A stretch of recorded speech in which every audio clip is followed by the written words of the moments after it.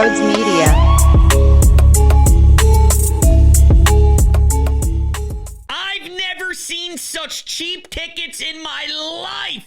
And you can thank TickPick for that, baby. Connor McDavid comes to town Wednesday. You'd be an absolute dope to not check out TickPick at these prices. Sixers home games, you are going to be in all. $39, $34, $36, $40. I mean, it's insane how low these prices are. And if you use promo code BRODES10 at checkout, you can get some free cash back in your pocket as well.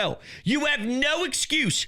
Go to TickPick and support your favorite team. Everyone talks about tickets for sporting events being so expensive, and that's true when you use the wrong marketplace, when you use the wrong product.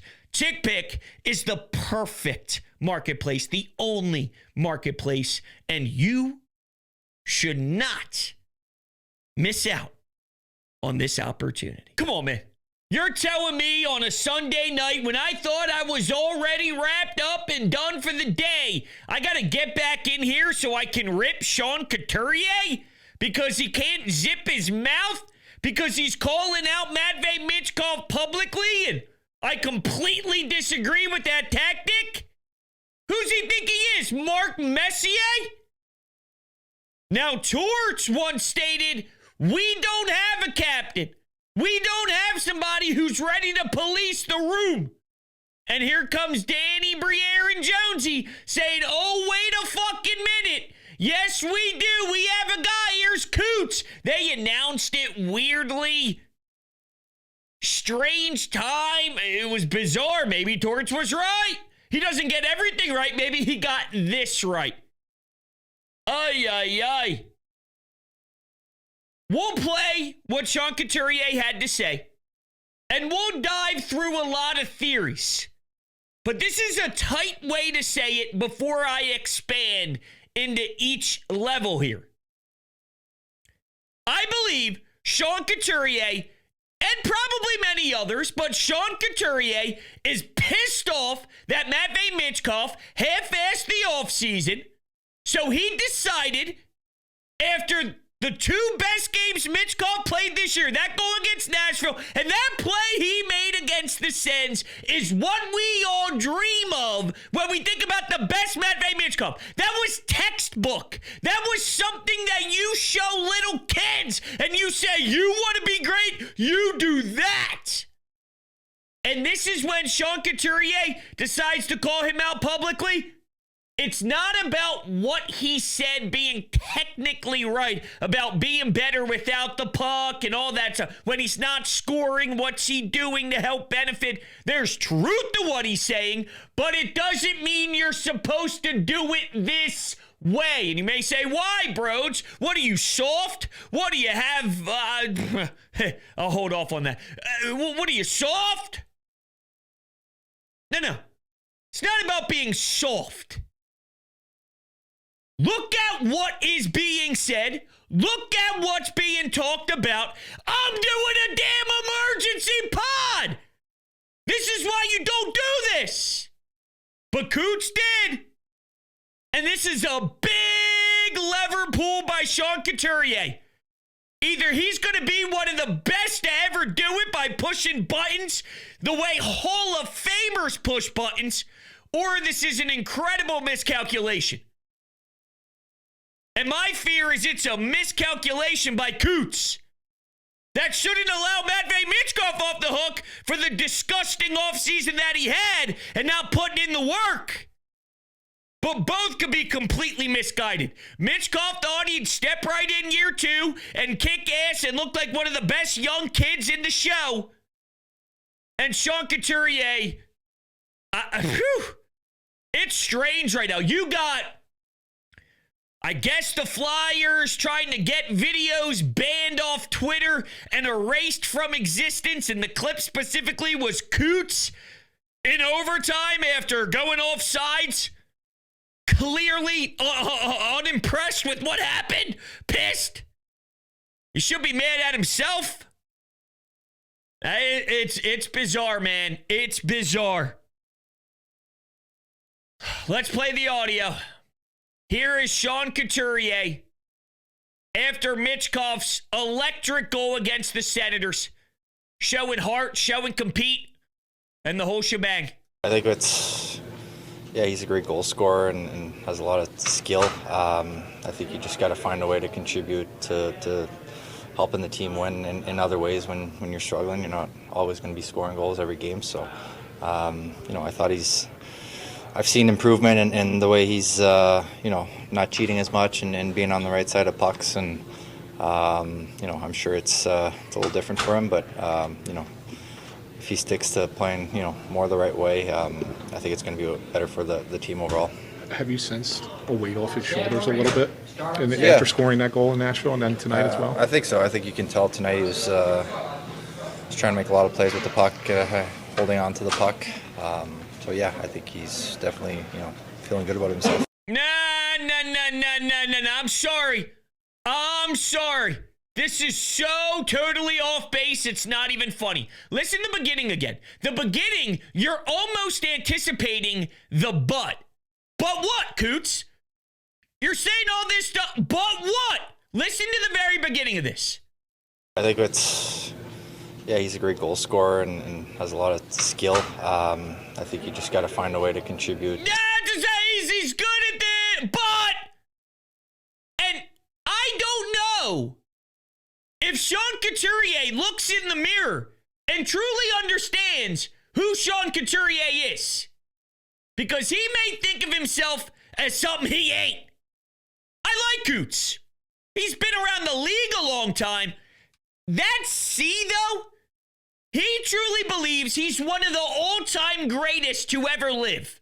Because you could bring up examples of when some big, high-profile guys decided to call out certain individuals. But there's not enough winning. There's not enough of a resume. There's not enough health. There's not enough tenure in the captaincy. There's not a lot.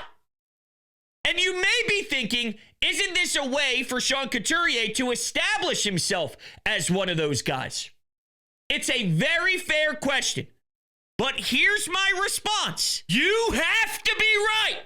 You can't be wrong. Being wrong can cost this franchise the future. This is the same franchise that is currently dealing with Cutter Gauthier at the top of the damn league. I'm watching the Ducks again tonight. He's making a sick pass from behind the net, wide open in the slot for the Ducks to score, and he didn't want to be here. Was that just a personal thing? And he took pride in wanting to say, hey, Flyers, go fuck yourself? Or are there reasons why he said, look at this disaster. I don't want anything to do with this slop. And this just defines some of the slop. I don't know. I'm in Detective Brodes mode. I need to see if this makes sense, and then I apply something else, and I ask if that makes sense. Then I throw something else out there, and I see if that makes sense. This is all insane. It's weird. And to hide behind, well, what he said technically wasn't wrong, then you're just lying to yourself. If everything was all great, if everything was all smiles, if everything was all okay, think of it like this. Why do you think someone like Sean Couturier didn't just handle this behind the scenes? Hey, man, don't worry about it. You'll get your playing time. Keep doing your thing. You're playing great last couple of nights. Had some nice goals. You helped us out big time in Nashville. You helped us get at least a point against the Sens at home in that weird Saturday game. It's the afternoon. We played piss poor for the first 20 minutes. We needed someone to really help us get into a groove there in the final 40 frame. You did. Keep doing your thing, baby. We're getting there. We're working on it, right? It's not that positivity. It's not that confirmation. Hey, man, you're doing the right things. You're improving. Why do you think it took this path? It took this path because it was thought out. And it could be, it could be it's not sticking to Michkov and he's not getting it. So let's make it a big storm. Let's make it chaotic. Let's put public pressure on him, his agent, his translator, because it's not getting through him. And he's understanding. It's not just a we don't speak the same language thing. He knows where we're coming from. He's just ignoring it, but then it goes against everything. And I mean everything. We heard about the kid 1 year ago, but maybe they lied. They lie all the time. I'm not buying the ankle. I'm not buying when talking after the game or whatever, or whether it was today's press conference at practice. Oh, you know, Michkov, he really respects Coots. Oh, my God. You guys are throwing up and vomiting all over yourself. Of course, this was going to be nuts. You're only adding fuel to the fire by saying things like that. The Flyers now, under this regime, every time things smell sticky and goofy, they go, I didn't do it. I didn't do it. Making it so obvious that you're doing something. And in this situation, when you say that, when you're a kid, well, I didn't do it. Well, you don't even know what we're talking about. I didn't do it. What are you talking about? I didn't do it. Then you find out something went wrong. And you go, well, it's probably the kid who keeps telling us he didn't do it before he even figured out anything. That's what the Flyers are doing. It's happened multiple times now. We're what, 10, 11, 12 games into the season? It's part of what they do. They vomit all over themselves publicly. So maybe it's an issue if Michkov isn't digesting and being a professional. But again, to rely on this either means they're so desperate because Michkov is that much of a problem, or Sean Couturier completely botched it, or he just got it right and this all pans out. And it's not impossible for that to happen. I'm just saying it seems like the smallest percentage of that being the case.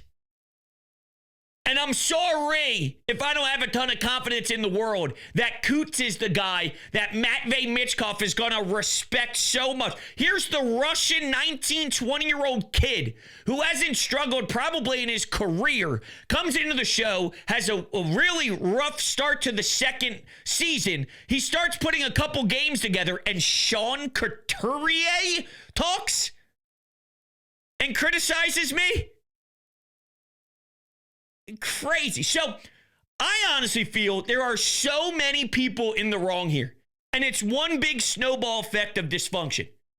If Danny Briere and Jonesy wanted to place a C on somebody just because it would be a good sell to the fans, maybe it would be good when you're through this transition period, there's someone to connect to. Then they tell the world, was it Valentine's Day at 8 or 9 o'clock at night? Very strange. Hey, guess who's wearing the C? If they were told by Torts, this locker room is not ready to have that powerful voice yet, they're not there. The guy who is in the room is either not yet grown up enough, or some of these vets aren't what you think they are.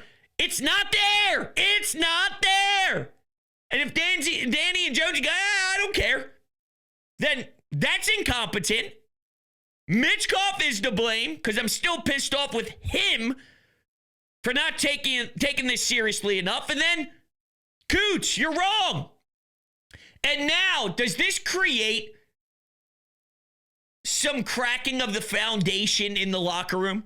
Do the young kids like Tyson Forster or Noah Cates or Bobby Brink and some of those guys, do they look at that and go, that's not right? That's not right. You don't do that to the kid. And you still go out there and work your ass off, but maybe that thought was never there for Tyson Forster, Noah Cates, Bobby Brink. And now it starts to creep in a little bit. And that's the issue that you start. That's what you kind of create. That's the dynamic and the structure that Sean Couturier's playing with fire. It's that simple. Speaking of fire, I need fire to light my damn Emilio cigar because I'm in love with an Emilio cigar every night. Every night I need to sit out back and just embrace this puppy because it tastes so good. It's the only cigar I smoke, ladies and gentlemen, and it's made at Fabrica Oveja Negra, Nicaragua. Old school roots, new school attitude. If you are a cigar smoker, do not miss out, because when I tell you the Emilio cigars make me go, oh, I make weird noises because it's so beautiful, it's so outstanding, and the taste is better than any cigar I've ever tried in my life. You have to join me. Do not be a fool. Check out the link down below in the description. You get 10% off too, by the way. So not only are you getting the best cigars on planet Earth, but you're getting money off of those cigars by utilizing promo code BRODES10 at checkout. Make sure you join the Emilio Cigar family today. We have texts, we have calls, we have a lot of different things. I just want to see if I hit on all my main points here. What happens if, I don't know, TK doesn't like it? But I'm sure some of the guys do feel a little disrespected, right? And I don't blame them. I wouldn't blame them if Matvei Michkov was supposed to be this unbelievable player and this great guy for the room and supposed to turn things around, and he puts in 7% to the point where he doesn't go on the ice at all for 4 months, and it talks about the lack of concentration and how he had a tough time and this and that. And if it's just all self-inflicted because you didn't have the want to, because you didn't buy in, you should be annoyed.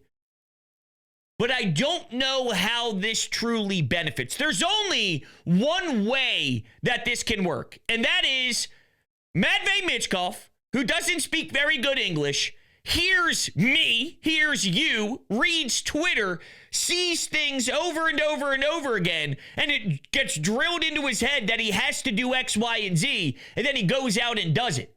So there's really only one way for this to work. It's he hears the noise, applies it to his craft, doesn't look behind in the rearview mirror anymore, and really works to polish his game to a crazy level. That's it. That's the only way this works. Whereas if you take another route that we never hear about, and the organization and Rick Tocchet and all them internally find a different way to communicate the frustration, there's probably more ways where this can go. It probably opens up different doors. There's only one door here. And maybe they exercise that.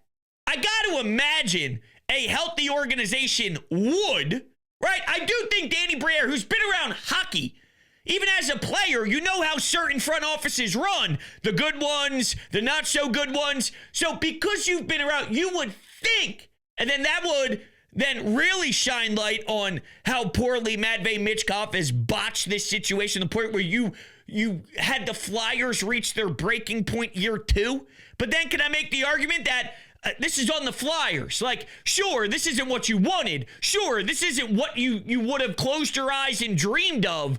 But you have to find a way to massage this. And if you can't massage this and get this to be a comfortable feeling again, then you're going to miss out on someone who is uber talented and can absolutely change your franchise.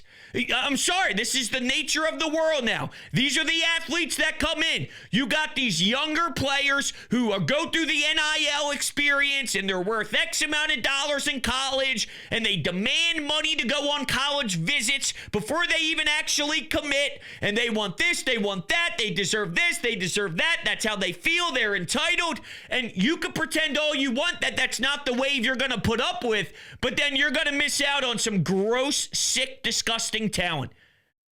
And you have to massage it. This is a rough way to massage it. See, I think that's the hill I'm going to have to start dying on with this. Is sure, it sucks. Sure, it's disturbing. And yes, I am aggravated that Michkov is the one that put us in this position. And if you want to quit on him, then fine. All this is for nothing. Then you shouldn't really care how they publicly address this. You just think, hey, get out of my face. You don't want to be here. You don't want to go to the weight room, and you don't want to skate in the offseason. You want to put yourself through bag skates to condition yourself, and you want to show up fat, lazy, and out of shape. Then get out of my face. And if you feel that way, then none of this matters. But at some point, you're going to have to deal with that level of just grossness. With some of these Russians, some of these young kids, it's either say goodbye or find a way internally, and in a way more quiet way than this, get it to where it can be. Are they doing good cop, bad cop? They got Rick Tocchet doing, oh man, I know it's coming. I'm, trying to find ways to get some more ice time for him. He's doing his thing. He's performing better. I like what I'm seeing. Him and Coots are fine. He's playing the damage control. He looks like the good guy. And then Coots is the bad guy. Don't forget, when you have to go out of your way to get a video clip deleted from Twitter because they didn't like the image that it said, or the image that was sold, it was Sean Couturier clearly, visibly shaking his head in disgust, and he was angry after the offsides. And truth be told, I didn't see it because I was at the game, so I just saw people tweeting about it on Twitter. I finally searched my way through and found it before it got deleted, and based off of what was being described in word form, I thought it was going to be way worse. So it was almost like everyone saying it was like a 50 out of 10, 50 out of 10, 50 out of 10. I saw it and I go, that's like 4 out of 10. If 10 was, that was really hard to watch, or that was really rough to see, or that was really a lot of anger, I was like, that's a 4 out of 10. You guys were selling it like it was a 50 out of 10. But now that these words and these comments go with it, then yeah, there's more belief in whatever happened in that overtime period really being something brewing. Big picture. And Coots wasn't having it. And let's say Coots was just mad. Mad that he started to fly the zone. And then all this, as these offsides, is now creating this storm because the captain just can't control his emotions. That's another hypothetical. That's another potential scenario here. This is not what I want to be doing. I want to be on my couch, done for the day. Now I got to play Indiana Jones. Now I got to play Inspector Gadget. Now I got to play the Pink Panther. I don't want to do that. I'm not in Detective Brodes mode. But damn it, now my brain is tied into a pretzel, and I'm going to be stuck thinking about this shit all night long. You know what else I think about? How lucky I am, how lucky I am to have the best cannabis on planet Earth thanks to my friends over at Camden Apothecary. Philly fans, game day is stressful enough. Parking, traffic, long lines, and even when it's not game day, I have to spend my hours talking about stupid drama to the media. We've all been there. But when it comes to your cannabis, Camden Apothecary makes it easy. And they are only 5 minutes over the bridge. This is the dispensary for sports fans just minutes outside of Philly with plenty of free parking. You'll be in and out fast, no hassle, no waiting, and they don't just care about convenience. Camden Apothecary is all about the guest experience. Their staff makes sure you feel taken care of every time you walk in. Plus, they carry only the best quality cannabis at the fairest prices. So whether you're stocking up for the tailgate, the watch party, or celebrating a big win, you know you're getting the good stuff without overpaying. They even show love to the community with specials for fans, students, service members, and healthcare pros. Camden Apothecary, top quality cannabis, great prices, and an experience made for Philly fans. 21 and up. Tell them Brodes sent you for 10% off. 10% off, ladies and gentlemen. You're getting the best cannabis and money in your pocket. Let's go, Camden Apothecary. Get yourself there today. All right, let's run to the phones. Phone calls, text messages. Let's start with Amadeo. Should get a break of my voice, and so I could take a damn break too. Let's talk to Amadeo here. Man, this is not the thing that I think either of us wanted to talk about today, Hunter. I really don't think this was the case. But it's the Flyers, because nothing normal can happen with this franchise. Oh, my God. Like, I don't even know where to begin with this entire thing. It's just weird. Something just feels weird. Whether it's just the guys in the locker room just felt a little bit betrayed by what Michkov didn't do in the offseason and all that stuff, or it's just like the comments that Couturier had post-game. Like, of course, he said nothing malicious, but like you see in the tone, you see in the body language, you see with the words, it felt very passive-aggressive, and it kind of felt like he was taking a shot at Michkov. And it's just like, why are you doing this to the media? if you have like these like type of issues, why don't you just go to the player? I understand the whole language barrier thing, but I'm sure Michkov understands English to an extent in the locker room. But why do you have to go to the media to this? I just don't understand that aspect of it. And then with the whole video getting taken down of him being pissed off in the overtime and all that stuff, blah, blah, blah, blah, blah, when it was Couturier's fault, to all the stuff, like, feels like it's just trying to put out the fire and all that stuff again with all the stuff that was preseason with Michkov. Like, it just feels weird. It just feels weird. Where the team is like 8-5-2, whatever it is. This is what we need to talk about. It's just like, why? Why is this happening now? I'll tell you why. I think because, and people didn't want to buy it early on, there is something with Michkov. It starts there. If we want to really peel back layers and say Cooch shouldn't do this and Tocchet shouldn't do that and the Flyers shouldn't do this, and that's all fair game, and I'm going to have my opportunity and my chance to rip as many people in this equation as humanly possible because I don't want anybody to get off free here. Why does that? I think it's that bad with Michkov. Whatever happened before the season, spitting chicklets, they had their report. They were laughing about it, biz and wits, and that dude did not show up to shape or to camp in shape. You know, why? Because that's. And people wanted to deny it, say he was just having a bad second year and this and that. I think this confirms it was so bad that someone like Sean Couturier, who I don't know exactly who he is as a captain, but he's willing to go out there on a limb. Like, it's either that egregious or Sean Couturier is that egregious. Someone's that egregious. It was Matvei Michkov or now it's Sean Couturier. It's one of the two. And as I think this through, is Sean Couturier just having a knee-jerk reaction and he's just blatantly wrong? Or do you think he sat down with Tocchet? He was very vocal about how he never talked to John Tortorella, and it's nice to have a coach in here who's willing to sit down and talk and communicate, and we can really get a grasp on where each other are and blah, blah, blah, blah, blah. And if that's the case, I got to imagine they sat down and said, this is what we're going to do. Because Coots is going to be pretty adamant about it. I don't like this. I don't like that. This isn't good. And if we're going to try and build a culture, I can't have him do this. And list goes on and on. He goes, okay, you do this, I'll do that. Danny has a chance to weigh in, and this could have been organizationally thought out, and Sean Couturier's just the face of it. But it was thought out.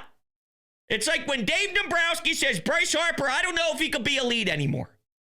It's like when A.J. Brown, after a win with 2 touchdowns and 120-something yards, tweets out, you use me, but you don't use me. And then he misses the game before the bye, implying that I'm why you're great. When I'm out of here and not playing, you'll see what it's like. And then Jalen Hurts flipped in the double bird. But the Instagram post was methodical. Dave Dombrowski, they are getting barraged over and over again by Scott Boras and Bryce Harper for an extension. Those comments were methodical. What was done right now, right here, was methodical. From an organization standpoint, that might be my conclusion, I think. And I think I've changed my conclusion 4 different times as we talk through this. But you're right when you point out their record, right? You would think things are actually going pretty well, all said and done. Of course, I'm mad that they don't get 2 points against the Senators. Instead, they only get 1. But what they've accomplished to this point, if there is a fracture, imagine what could be done on the ice if things were all aligned. If people loved one another, if you appreciated everybody's presence, if you were a team. See, now it doesn't feel like a team. Now it feels it's divided. And now it's almost Michkov versus certain guys. And now you got it all separate. Now you got the 20-year-old feeling isolated. And again, did he put himself in this position because of the piss-poor attack in the offseason? Yes. But does that mean then you throw that guy away? Or is it fair to call him out to say, like, you can't do this, and this is how you hold him accountable? And I don't want the answer where it's, you can say it because he's not doing his job, and you can say whatever you want. Take it like a man, Michkov. The old school get off my lawn people. Back in my day, you could say whatever you want to your teammate. These pansies are soft. Think outside that stupid mindset. A 20-year-old who doesn't speak the language, who clearly fucked up. He might know he fucked up. He's trying his best out there. He's coming off of 2 really good games. He scored 1 goal before these last 2 games. He scored some really impressive big goals for you over the last 2 nights. I'm not saying you have to baby him and encourage him and say, good job, little Johnny, either. But does this work? Knowing the circumstances of the kid you're talking about, the young kid from a different country, I don't know. Let's read some text messages here. Dan chimes in.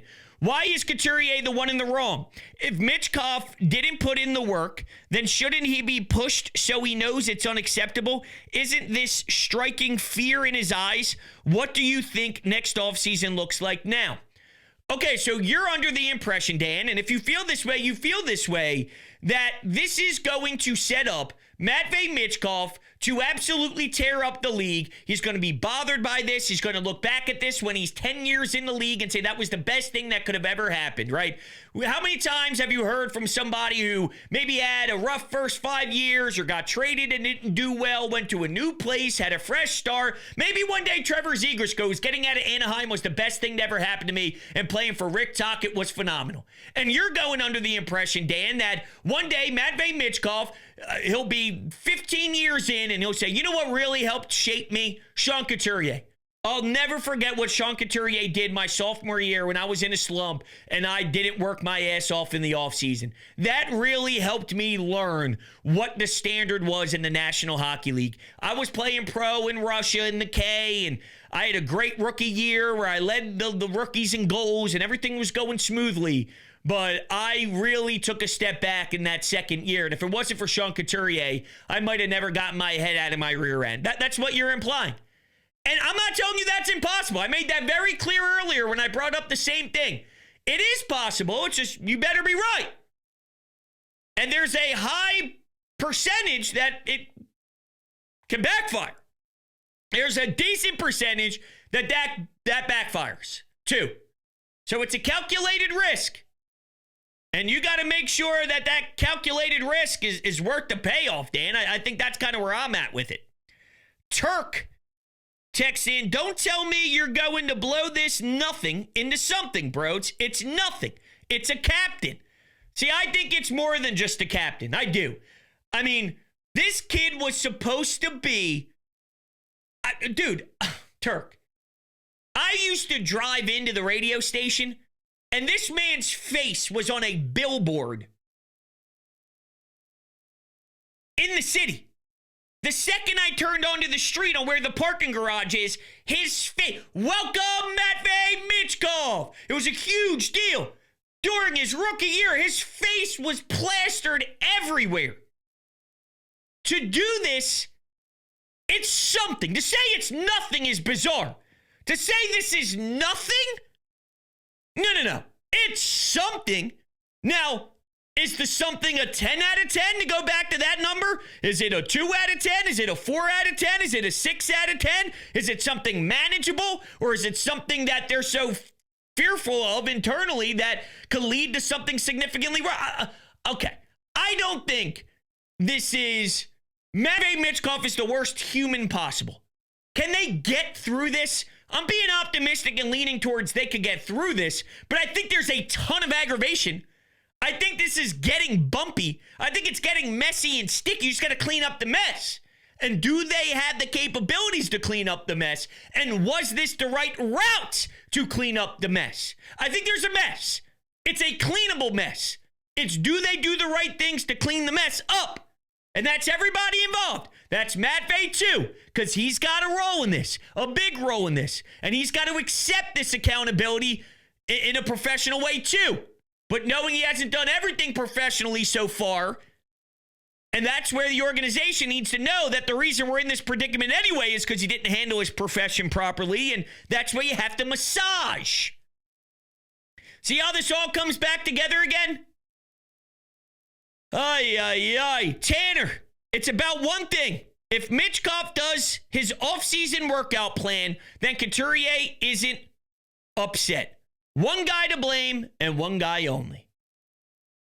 I don't want to pretend I'm not mad at Michkov. I've been ripping Michkov since the season began.